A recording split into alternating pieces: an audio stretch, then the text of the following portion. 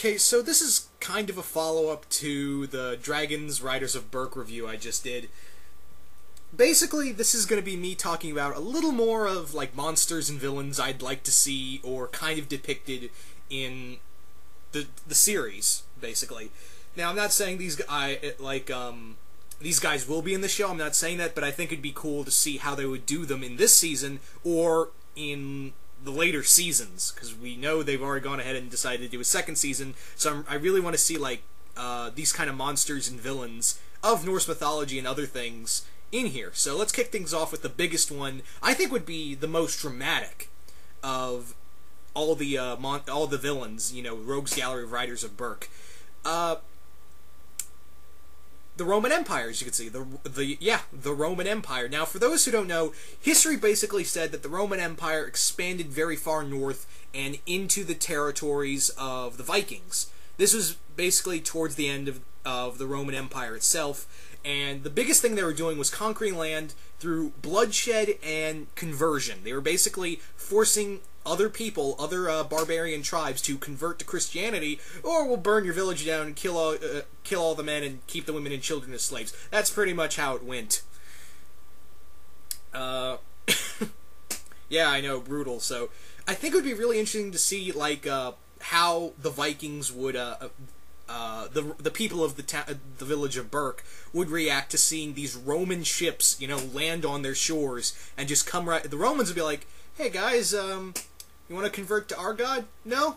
Okay, we're gonna burn your village down. Is that alright? Yeah, it's fine."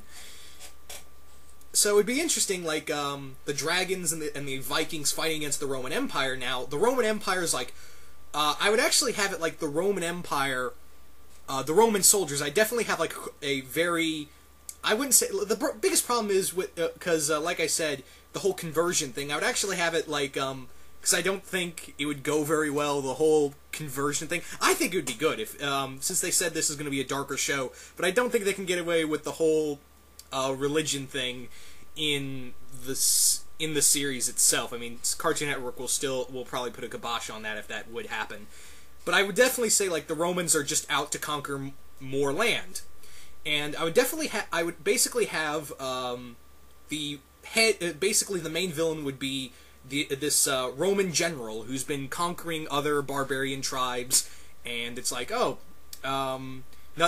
the people of Berk, they live with dragons. Now, I basically have it like the Romans have it since the dawn of the Roman Empire. The Romans have fought and slain dragons before. This isn't the first time they've encountered dragons. It's just it's a minor setback when they first arrive on Berk and prepare to over on the village. The dragons come in, stop them, and they're forced to retreat. But then it's like, oh, so they have dragons, we gotta rethink the situation. So here's what they do, basically.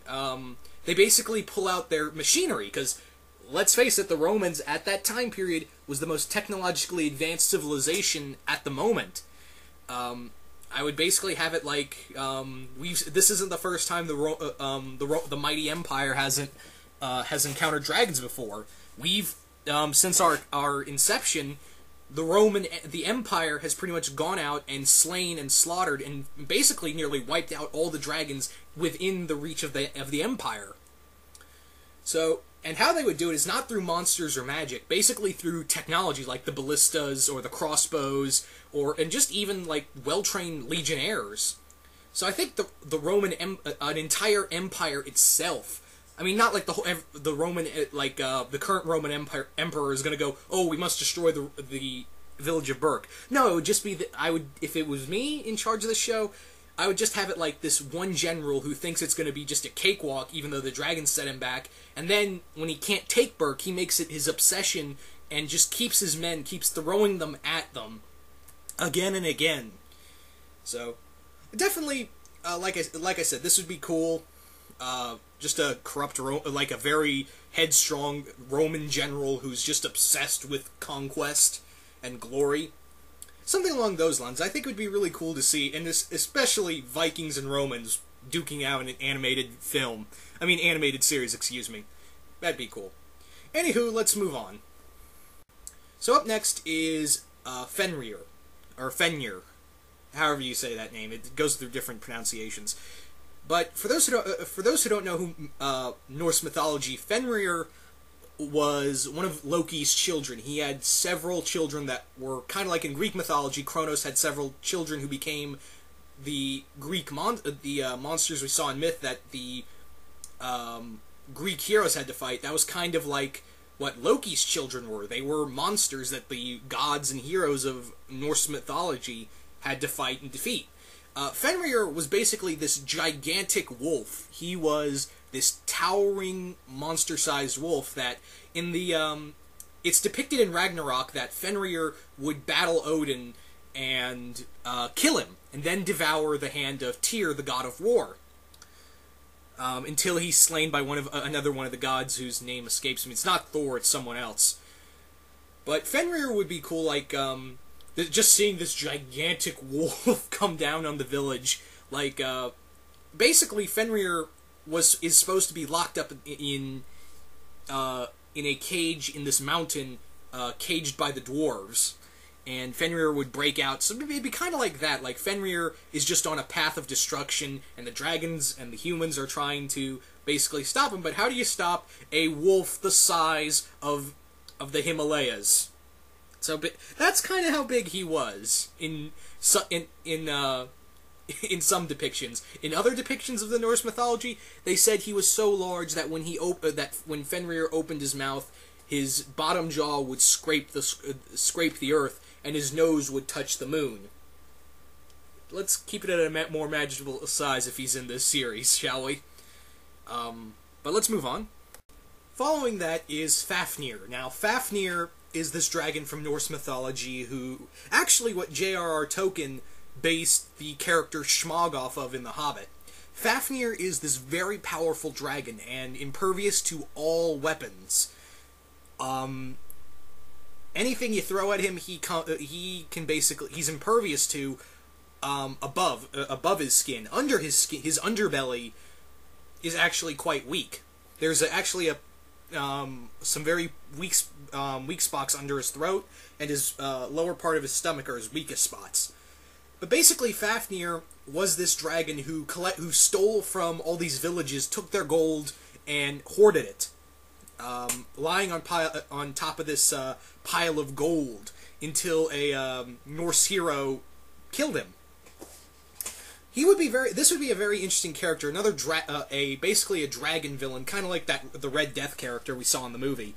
Fafnir would be interesting. I'd make him a lot bigger, and also, like in the Norse mythology, he would be able to speak. He would be a dragon capable of sentient thought as well as speech. He's basically Fafnir is basically the embodiment of greed itself. All he wants to do is get more gold, lay upon it, several months later, get more gold. Make that pile bigger and bigger. So it'd be interesting, like, basically the concept I could see behind them encountering Fafnir is someone from the village of Berk discovers Fafnir's hoard, his treasure trove, steals from it while Fafnir's asleep, and when he wakes up, he's pissed. Because the thing is, in the legend it says that Fafnir was so in tune with his gold that he would actually sense that even one coin was gone. He could just sense it. Again, this was a character that Tolkien based Smaug off of. So, again, this would be very interesting. I would make him definitely huge and keep the weakness of the underbelly. Like, he'd always be on his knees or on his basically on his all fours at all times, or laying low to the ground while everyone's trying to hit him. In terms of like who I'd get to voice act for him, Corey Burton, the voice of Shockwave, he's still around and he still does a lot of voice acting. So Corey Burton, I think he would be perfect. He does an excellent villain voice. And I think he said he actually enjoys doing villain characters more than hero characters. So, Corey Burton, just saying that for Fafnir. But let's move on to the next monster of mythology. So next up is the monster Grendel. Yes, the same Grendel from the Beowulf story. How I would do Grendel in if he was to be in the Dragons Riders of Berk series. How would I go about making this character? In here, I think I would make Grendel like the boogeyman. Like, he's basically this monster that comes in the middle of the night, steals away children to drag them away to his swamp to be eaten. And it's basically, it starts out kind of like a Halloween episode where they're telling stories, and they're telling the story of the fearsome Grendel, and some children have gone missing the next day, and they discover that it's Grendel. Now, how I would make Grendel in here, I'd actually make him, he'd be this huge, like 7-8 foot tall giant. You see, in the original, a lot of people complain, like, why does Grendel look different from in every version? Well, the thing with Grendel was, in the original story of Beowulf, was they didn't give a proper description. All they said was, Grendel is evil, and he eats people. Same with his mother.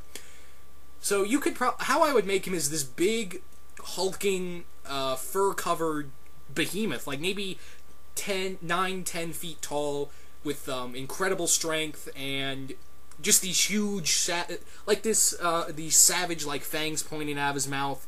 And I'd kind of make him I would make him semi-intelligent, but he's just a wild and savage animal, and he's just out looking for devouring children. Now, of course, I wouldn't have him actually devour children in the episode, but he basically is capturing them and getting ready to eat the kids, and then in comes the riders of Berk, and they defeat Grendel, and he swears vengeance on them. Later on down the road, I would show Grendel's mother, who in some movies and other forms of media they call Hag. So I'd give Hag be the official name for Grendel's mother, and I don't even know what she would look like.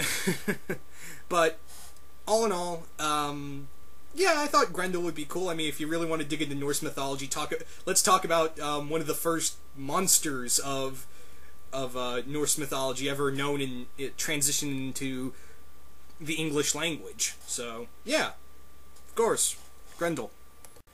So, up next are trolls. Now, the trolls in Norse mythology are these big, hulking, dirt-covered, matted hair, these monsters that have these huge noses, and that allows them to smell, literally, the blood of an Englishman. In here, I think I make the trolls, again, like, very unintelligent. They can speak, but they're very stupid, and what they do is just go around stealing cattle. They steal sheep and all kinds of farm animals, and even attempt to steal baby dragons to eat. So, that'd be one way. I think I'd make the trolls kind of like they're a serious threat because they're so huge and strong, but physically wise, they're intimidating, but intellectually wise, in terms of intellect, not so smart. That's how I'd make just a little brief idea for the trolls of the series. Make them very how they were in Norse mythology. And finally is something we're more than likely going to see. I say that because the creature in here are sea serpents, or sea monsters. We're probably going to see a variation of sea monsters because they're probably going to be referred to as sea dragons. Basically these huge aquatic sea serpents that are really dragons that have learned, instead of flying, they've learned to swim. So, there's probably no doubt in my mind that we'd probably see sea serpents in here. That'd be another interesting addition to the mythology. The reason why I added them in here is because, it'd be cool. I mean, see how they would look is probably like these huge serpent creatures with, instead of wings, they've evolved flippers. They've evolved flippers that allow them to these huge flippers and dorsal fins that allow them to swim under the water. And also, since they hunt whales, they hunt sharks, they hunt anything in the ocean, but also really big sea serpents, or sea dragons as they'd probably be called in this show, are attacking Viking ships. They're attacking and destroying them, and devouring the crew, and whatever else they could find. Again, this is something we'll more than likely see in the show, but I thought it'd be cool to bring them up because, why not? Anywho, those are the ideas for villains and monsters I'd like to see in Dragons, Riders of Berk. Again, we may or may not see them in one season or another. I just think it'd be cool, and I was just tossing around ideas since I was like, I didn't get to talk about, I didn't want to make the whole review talking about monsters I wanted to see, so that's why I did this video. Because I mentioned the dark elves and the giants and all the other stuff, so I was like, I don't want to do a whole video, the whole review just basically talking about monsters I want to see, so just mention a few and then do the rest. So yeah, you guys tell me what kind of monsters or villains or any other kind of antagonist you'd like to see in the new Dragons Riders of Berk series. Let me know, and I'm out.